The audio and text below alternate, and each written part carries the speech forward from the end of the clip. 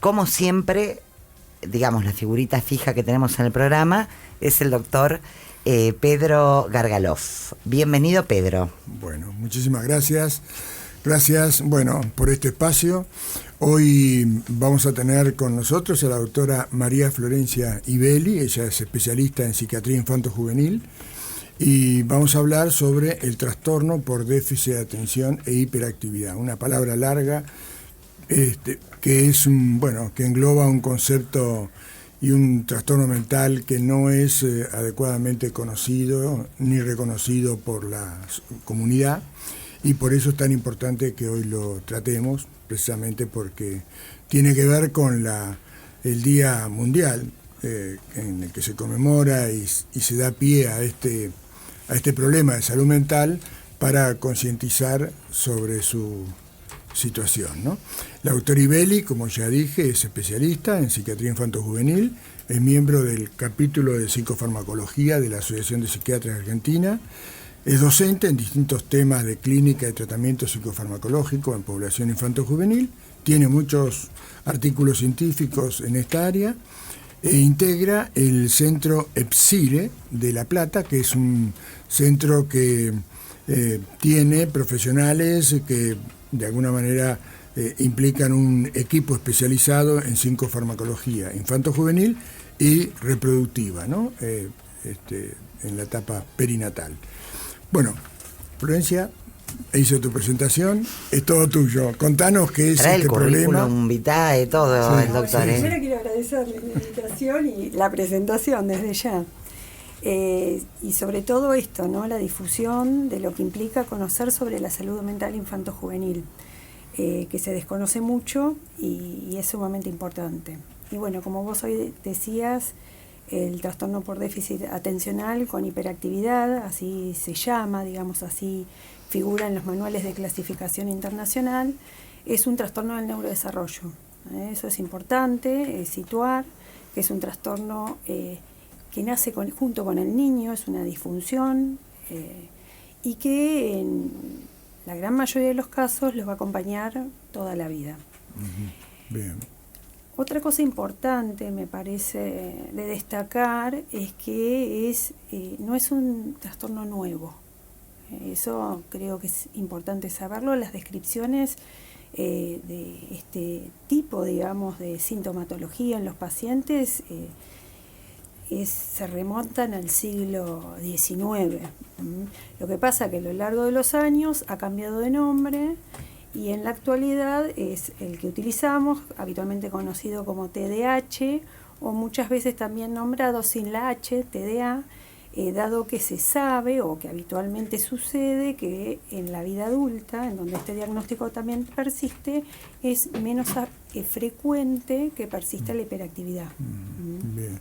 Y bueno, no sé si le iba a preguntar vos. porque me parece que la definición está bárbara, pero la clave es cómo me doy cuenta como mamá, ¿no? Digamos, cuanto más temprano, calculo que mejor. Sí, justamente como es un trastorno del neurodesarrollo, en realidad va a acompañar todas las etapas del niño. A veces en algunos niños es más visible, por lo tanto uno hace el diagnóstico a edades tempranas, y en otros niños es menos visible y se demora el diagnóstico. Pero lo importante que tenemos que saber es que existen 3 grupos sintomáticos que se manifiestan en este trastorno, que es por un lado la hiperactividad, ¿no? Son estos chicos revoltosos que no pueden quedarse quietos, permanecer sentados para comer o prestar atención en el colegio.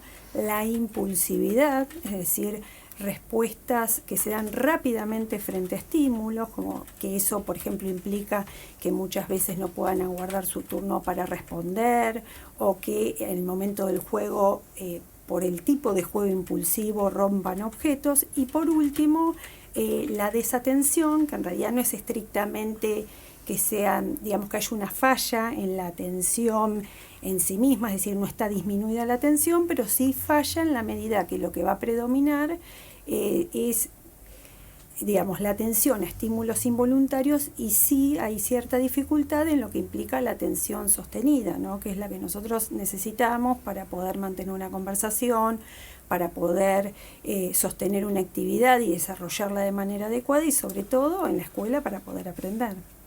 Y una vez que yo veo estos síntomas, ¿cuál es el camino que tengo que hacer como padres?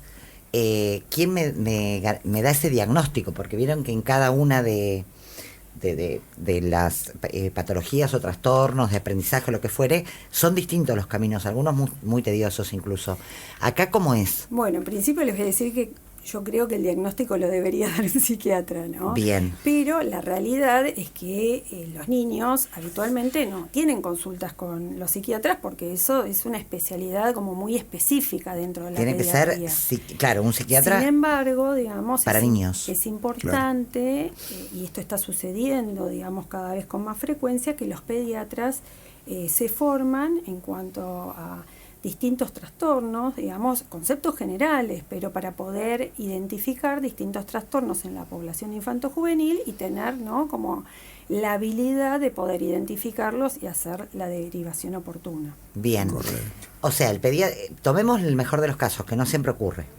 El mejor de los casos es que el pediatra percibe perfectamente este trastorno y deriva como corresponde, incluso digamos, el medio correcto, que es el que vos decís, un psiquiatra especialista en niños, no cualquier psiquiatra, ¿o no? Claro, claro. No cualquier...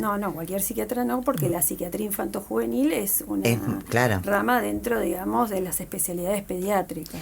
Y si ese pediatra no lo localiza, y la madre, porque vos dijiste, lo ideal es un psiquiatra, pero si no, ¿quién otro puede advertirte a vos como mamá que está frente a un trastorno de este tipo? A ver, la advertencia, es decir, identificar que algo no está funcionando en el niño y capaz contar con estos conocimientos, digamos, por eso es tan importante la difusión, pues son los lugares en donde transitan los niños. Claro, escuelas. Bueno, el pediatra de la consulta pediátrica, los docentes, los profesores de actividad física, digamos, todos estos lugares en donde hay adultos que están habituados a trabajar con niños, entonces que rápidamente identifican cuando hay un niño que funciona distinto al resto y que no pueden hacer un diagnóstico porque no cuentan con las herramientas, pero sí al menos identificar que algo no está funcionando como lo esperado.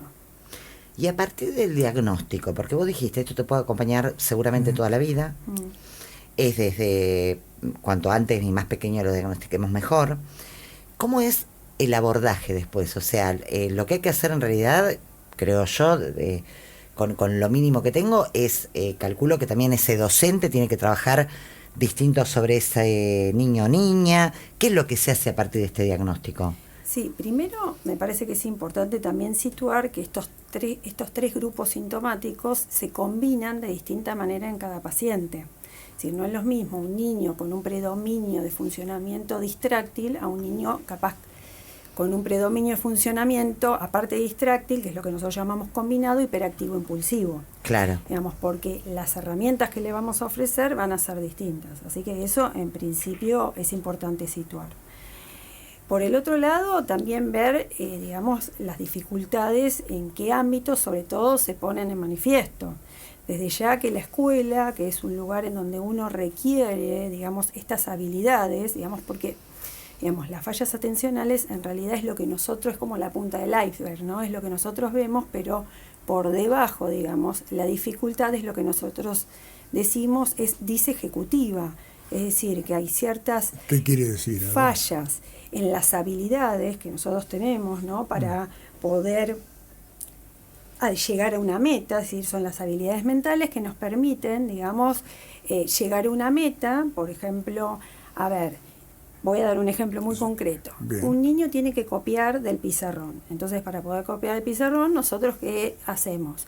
Ubicamos el cuaderno, recordamos que tenemos la lapicera en la mano y que primero miramos, recordamos y después lo plasmamos en la hoja. Todas esas, digamos, funciones que implican, digamos, cómo uno procesa la información, la atención que presta, etcétera, bueno, se dan por, digamos, se combinan y permiten que yo pueda llegar a la meta de copiar del pizarrón.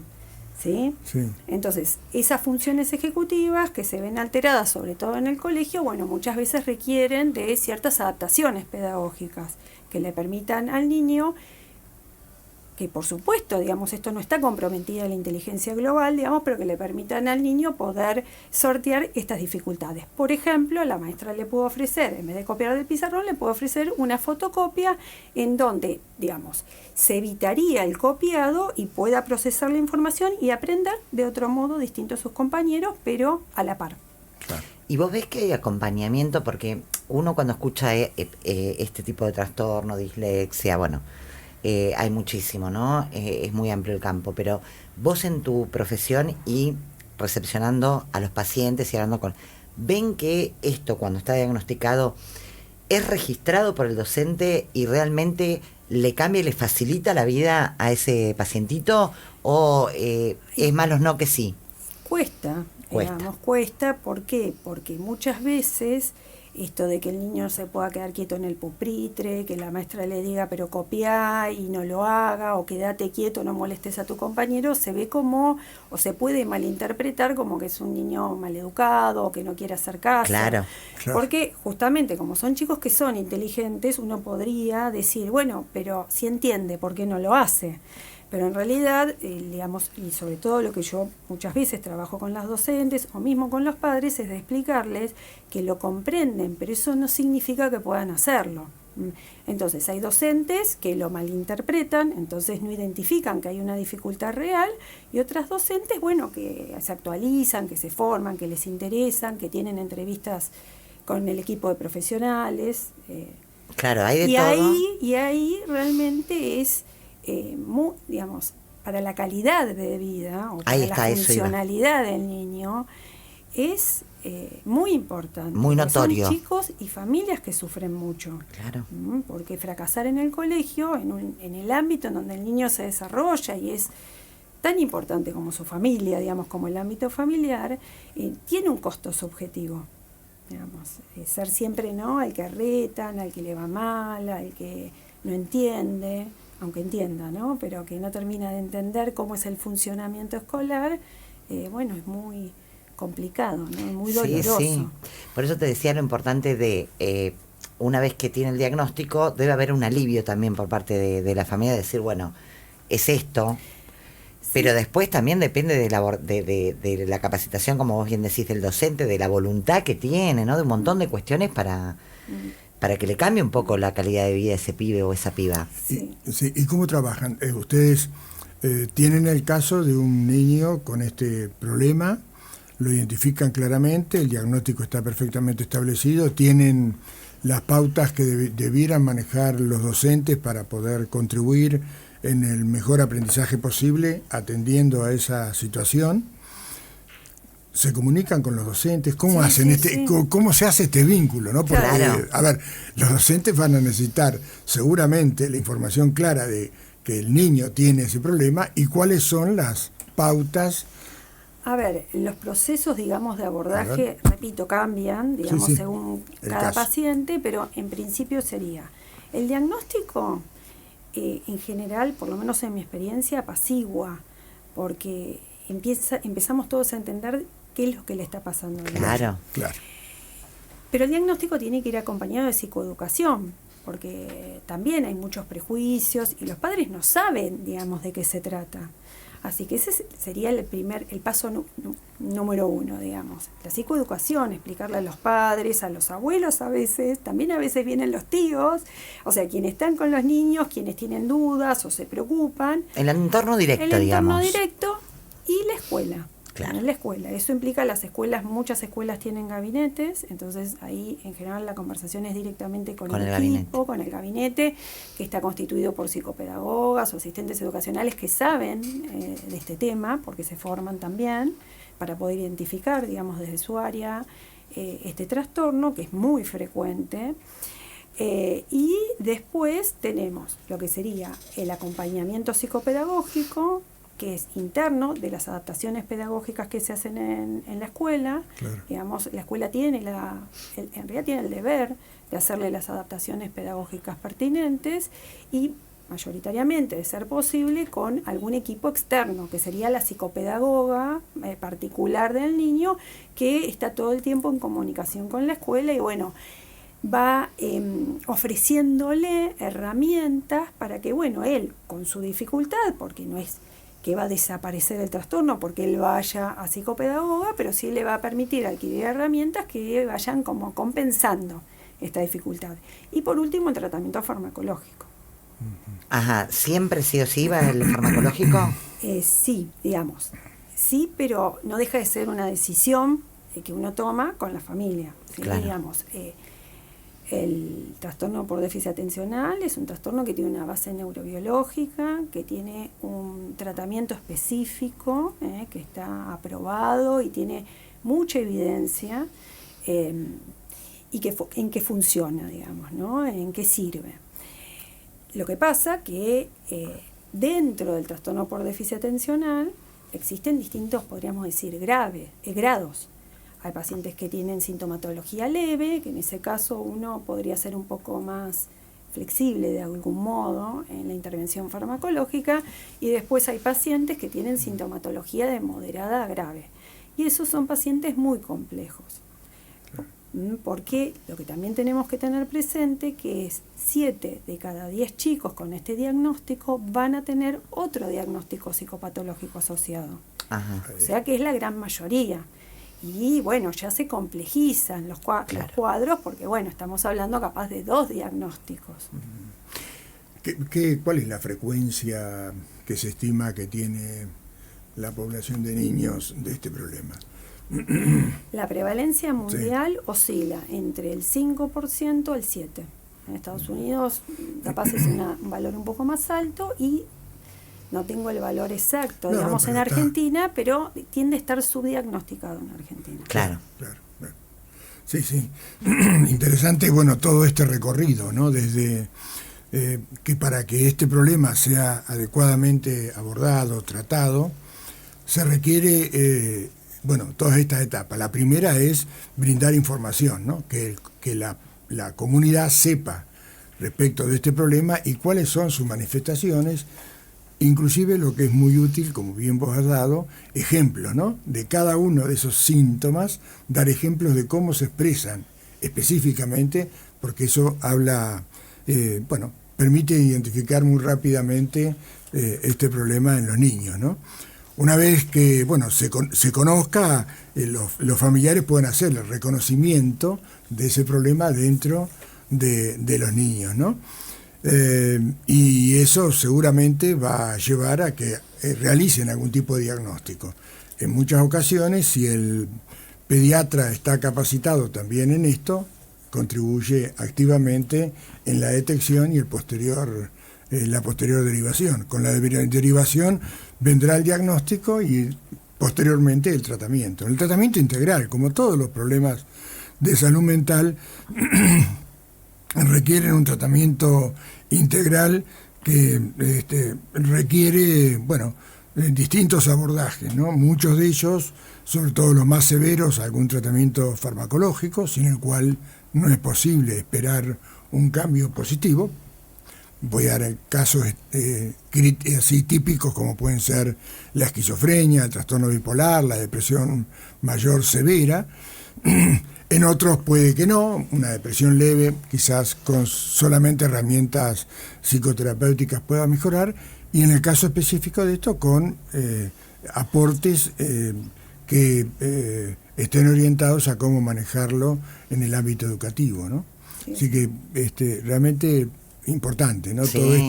Todo esto que cierra el círculo, ¿no? Desde el desconocimiento hasta el abordaje. Sí, educativo y en distintos ámbitos también, porque claro, las fallas que se ven en el colegio, como en la escuela, es donde el niño requiere más atención y adaptarse más a ciertas normas, obviamente que es como el lugar principal, ¿no? Claro. Pero también, esta alteración de las funciones ejecutivas y del desenvolvimiento se ven en el hogar, sí, en las actividades recreativas. A veces son chicos muy inquietos y los papás dicen que vaya a fútbol a descargar, pero en realidad no tiene que ver con un exceso de energía estrictamente. Entonces, estas dificultades que pasan en escuelas se extrapolan también al ámbito recreativo, ¿no? Uh-huh. Qué importante este tema, porque yo hago un cálculo así a grosso modo, pero de un aula de 30 pibes, estamos hablando de 1 y pico. No lo vamos a partir a la mitad, ¿no? Pero entre 1 y 2 pibes lo tendríamos con este diagnóstico, que si está subdiagnosticado el término que ustedes utilizan, Sí. es que no es por tirarme en contra de los pediatras, que fueron pediatras de mis hijos y los amo, pero evidentemente falta información y es importantísimo esto que vos decís de estar atento, y no es que vaya a descargar, a veces es una consulta, decirle al pediatra, che, ¿no ves que está teniendo como un déficit de atención? Yo lo noto en el colegio, ¿no? A veces incluso capaz que puede provocar este encuentro con un profesional el propio padre o madre, y no el pediatra. A veces se le escapará, si no, no estaría tan subdiagnosticado. Sí, en general, digamos, ustedes recuerdan de estos 3 grupos sintomáticos Sí. que pueden ser, o sea, desatento, pero desatento con predominio hiperactivo impulsivo. En general, los chicos que tienen un perfil hiperactivo impulsivo son los primeros en diagnosticarse, porque eso conlleva dificultades vinculares Claro. con sus compañeros, Claro. dificultades de conducta asociados.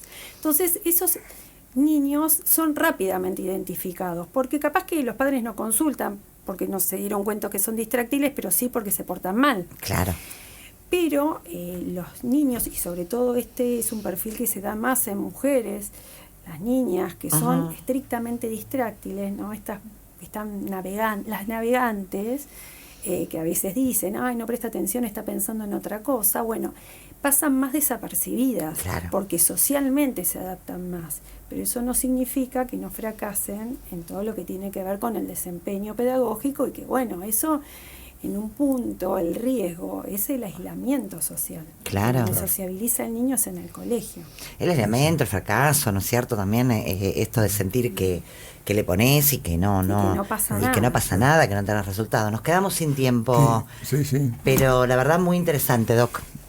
Un solo avisito, bueno, muchas gracias, doctor Ibelli, realmente muy práctico y muy concreto e instructivo esta nota. Yo quería agregar nada más que, bueno, nos vamos a encontrar acá, ya anticipo, el 7 de agosto, precisamente para hablar de un encuentro muy importante que vamos a realizar en la Universidad Nacional de La Plata sobre esquizofrenia y comunidad. Pero más detalles en su momento. Gracias. Próximo programa. Muy Así bien, es. ya sabe vender, te diste cuenta, Sí, ¿no, sí, Flor? sí. Ya sabe vender el próximo programa. El doctor ya está, en cualquier momento me serrucha el piso a mí. 7:30, gracias a los dos por venir, Gracias, un placer, gracias. un placer. Vamos a la pausa, la música, y volvemos. Nos queda todavía media hora de programa y por supuesto vamos a estar hablando